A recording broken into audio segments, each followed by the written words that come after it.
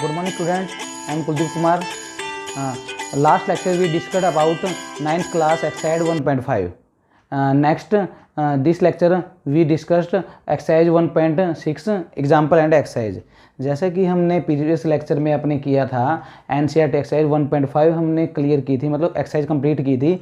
आज हम इस लेक्चर में एनसीईआरटी जो 1.9 क्लास की है 1.6 एक्सरसाइज कंप्लीट करेंगे विद एग्जांपल।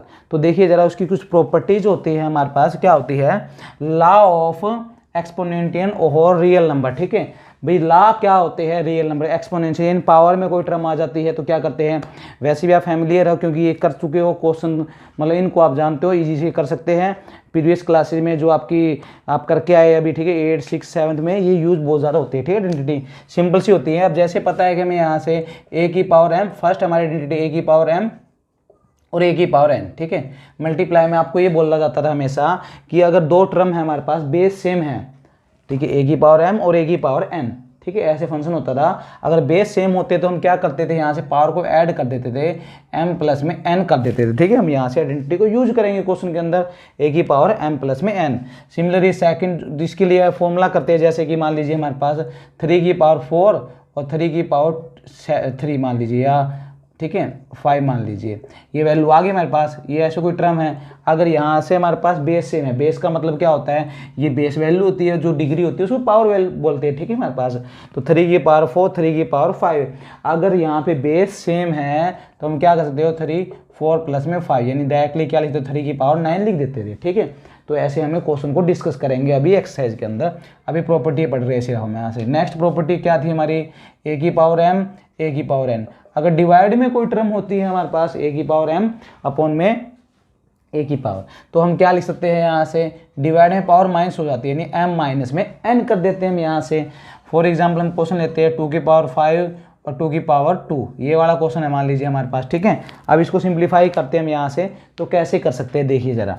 अब डिवाइड में आपको बेस सेम दिखाई दे रहा है तो आप क्या लिखोगे, 2 की पावर 5 माइनस में 2, ये वाली वैल्यू आ जाए, 2 की पावर 5 में 2 माइनस किया कितना आ जाएगा 3, ये लिख सकते हैं। अब 2 की पावर 3 के एक्सपेंशन फॉर्म में छोड़ना चाहो तो ये आंसर आ जाएगा हमारा।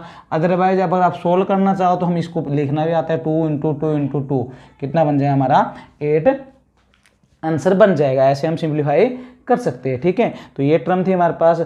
तो नेक्स्ट जो हमारे पास आती है यहाँ से थर्ड जो प्रॉपर्टी बन जाती है हमारे पास, क्या होता है, मान लीजिए ए की पावर एम और बी की पावर एम। ठीक है, ऐसी कोई टर्म आ गई, दो अगर बेस सेम नहीं है हमारे, अगर बेस सेम नहीं है और हमारे पास क्या है, जो पावर है वो सेम है, तो उस केस में हम क्या करते थे, ए मल्टीप्लाई में बी की पावर एम ऐसे कर देते थे, या ए बी की पावर एम, यानी जो आपके पास है बेस उन दोनों की मल्टीप्लाई कर देते, आंसर आ जाता था।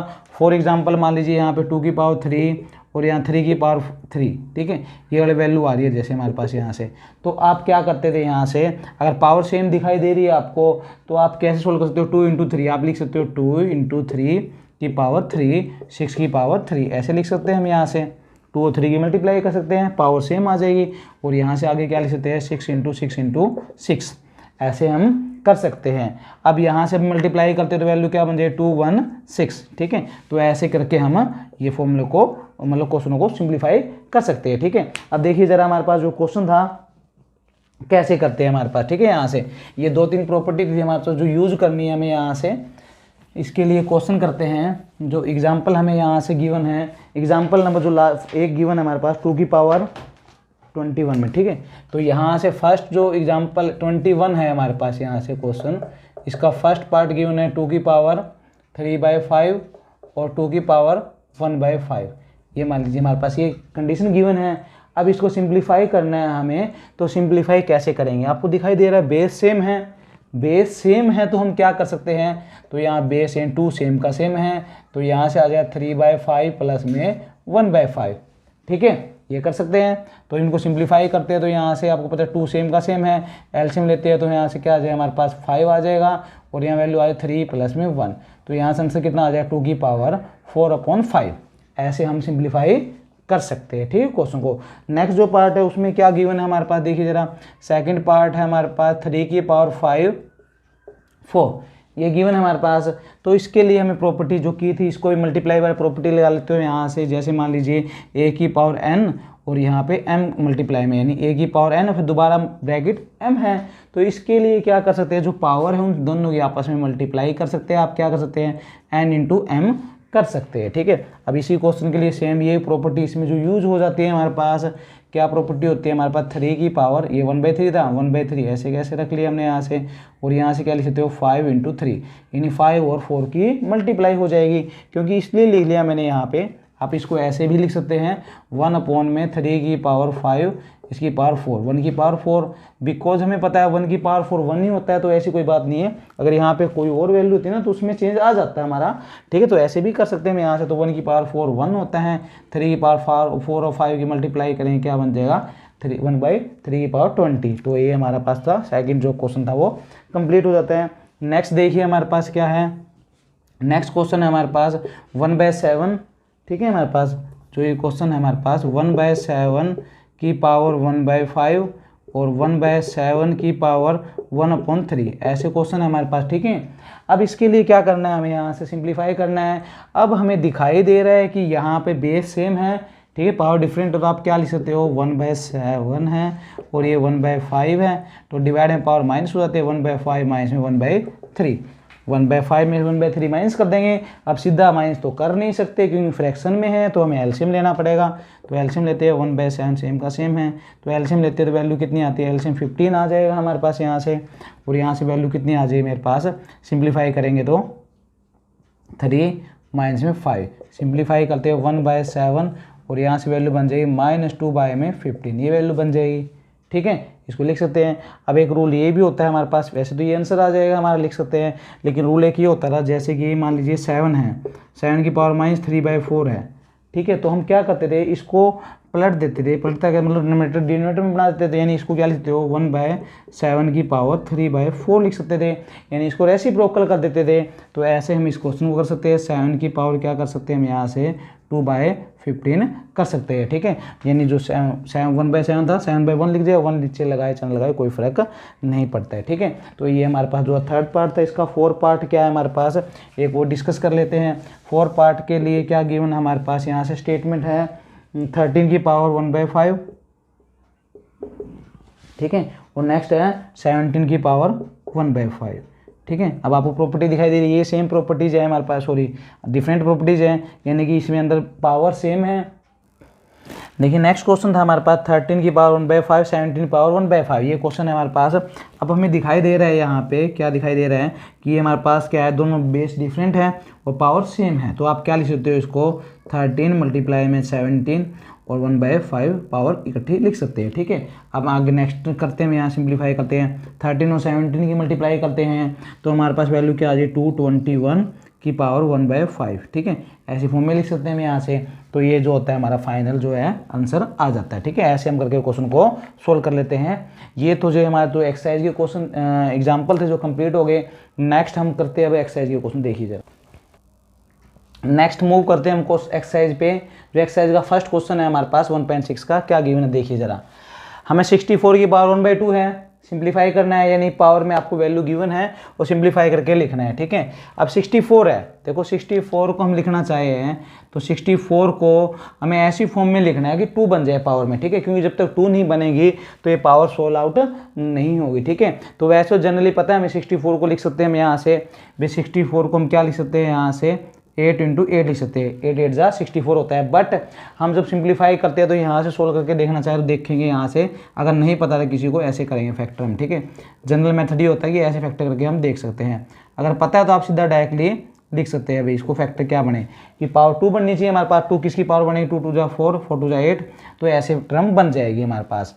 यानी कि हमारे पास जो 64 था इसको हम कैसे लिखेंगे, 64 लिखेंगे 8 की पावर 2 और पूरे की पावर क्या चल रही है 1/2, 2 से 2 कैंसिल आउट हो जाएगा, 8 की पावर 1, आंसर कितना आ जाएगा हमारा 8 आ जाएगा। ठीक है, ये आंसर कंप्लीट हो जाता है हमारे पास फर्स्ट पार्ट। अब नेक्स्ट जो पार्ट है हमारे पास देखो दिखाई दे रहा है 32 की पावर 1/5, 32 की पावर 1/5 दिखाई दे रहा है। तो 32 की पावर 1/5 का मतलब क्या होता है हमारे पास कि यहाँ पे भाई यहाँ पावर लगानी है 5 किसकी पावर बनेगी, तो यहाँ देखो 1 2 3 4 5, यानी 32 को हम क्या लिख सकते हैं, 32 को लिख सकते हैं हम 2 की पावर 5, ठीक है, 2 की पावर हम लिख सकते हैं 2 की पावर 5 और 1/5 हमें दिखाई दे रहा है, यहाँ से 5 से 5 कैंसिल आउट हो जाएगा, 2 की पावर 1, तो आंसर कितना आ जाएगा हमारा 2 आ जाएगा। ऐसे हम सिंप्लीफाई कर सकते हैं, ठीक है। नेक्स्ट जो था हमारे पास ये 125 की पावर 1/3, 125 किसकी पावर 3 होता है, ये फॉर्म में लिखना हमें यहाँ से, तो इसको लिखने के लिए हम कैसे लिखेंगे, 5 की पावर 3 1/3 चल रहा है, कैंसिल आउट हो जाएगा, वैल्यू क्या बन जाएगी 5 की पावर 1 और 5 की पावर 1 क्या होता है 5 आंसर होता है, ठीक है। ऐसे सोल्व कर सकते हैं।